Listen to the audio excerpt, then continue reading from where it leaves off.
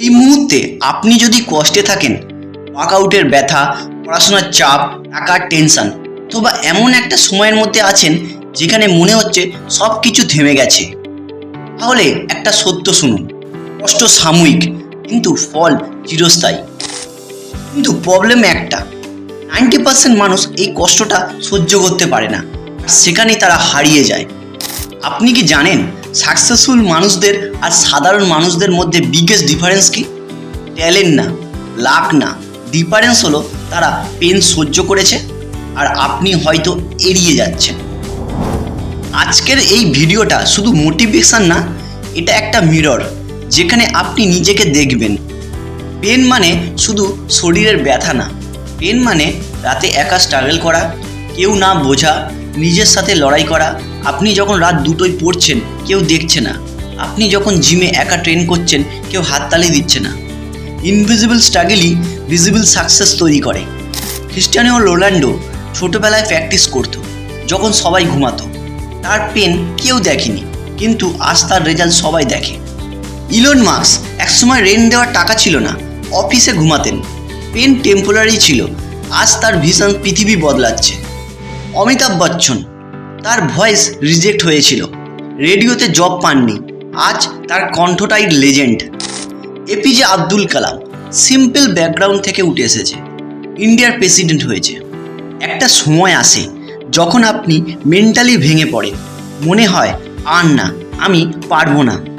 এই মুহূর্তেই ডিসাইড হয় আপনি অ্যাভারেজ থাকবেন নাকি এক্সট্রা অর্ডিনারি হবেন। মাইকেল জর্ডেন বাস্কেটবলের স্কুলের টিম থেকে বাদ পড়েছিলেন। ইমাজিন করুন যদি তখন কুইট করতেন, আজ আমরা তাকে চিনতাম। জ্যাক মা 30টারও বেশি জব থেকে রিজেকশন হয়েছে, এমনকি KFCতেও রিজেকশন। থমাস এডিসন 1000বার ফেল করেছে, কিন্তু তিনি বলেছিলেন, I did not fail, I found 1000 way that want work. Difference শুধু একটাই, তারা পেন থেকে পালায়নি।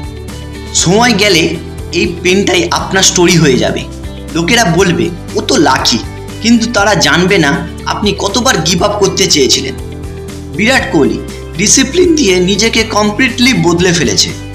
তিনি ফিটনেসের পেন নিয়েছে, ফলে পারফরমেন্স পাওয়ার পেয়েছে। স্টিভ জব নিজের কোম্পানি থেকে বের করে দেওয়া হয়েছিল, কিন্তু কাম ব্যাক, পরে হিস্টোরি। ওফরা উইনফ্রে পোভার্টি থেকে উঠে এসে ওয়ার্ল্ড মোস্ট পাওয়ারফুল ওম্যান একজন হয়েছেন। আপনি আজ যে পেন সহ্য করছেন, কাল সেই পেনই আপনার প্রাইড হবে।